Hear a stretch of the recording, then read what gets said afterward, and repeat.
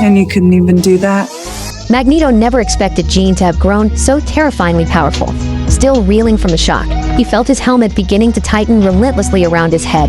But just as his skull was about to be crushed, Jean suddenly stopped and simply separated the helmet pieces. With a casual wave of her hand, she hurled him away. The professor asked Nightcrawler to teleport him inside, hoping to reach Jean. But she immediately knocked Nightcrawler unconscious, then used her powers to control the wheelchair-bound professor, slowly bringing him before her. Even so, Charles showed no anger toward her. Instead, he opened his heart and let Jean enter his mind, proving that from beginning to end, he had never intended to use her. Through the professor's memories, Jean saw all the moments she had shared with Charles as a child.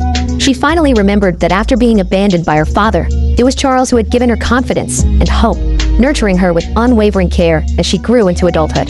Under Charles's influence, Jean's compassionate nature was awakened once again. Not wanting to continue being controlled by this destructive energy and hurt those around her, she made the decision to transfer the Phoenix Force to Vuk. But as the energy gradually moved into the alien's body, Jean's consciousness grew weaker and weaker. Stop it, you gate killer! Your lives mean nothing. Your world will be ours. It turned out the alien beings had come to Earth to harness the Phoenix Force to destroy all of humanity and claim the planet for themselves. Once Vuk completely absorbed the energy, Jean would die as well.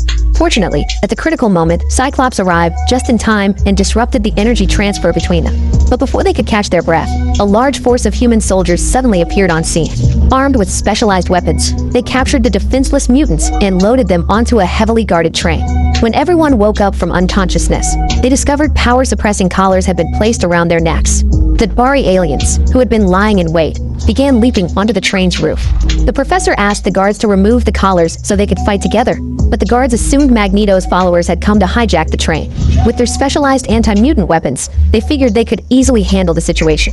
Little did they know these weapons were completely useless against alien beings. The soldiers were quickly slaughtered, but then one soldier made the right choice and activated the release mechanism for the mutant suppressors. With the X-Men reassembled to defend Earth once more, Magneto immediately unleashed his powers and went on the offensive.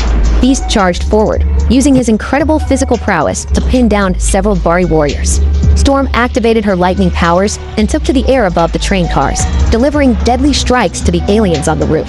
Even the typically timid Nightcrawler unleashed unprecedented fighting power. Meanwhile, Cyclops escorted the professor to awaken Jean, while Magneto seamlessly held the final line of defense.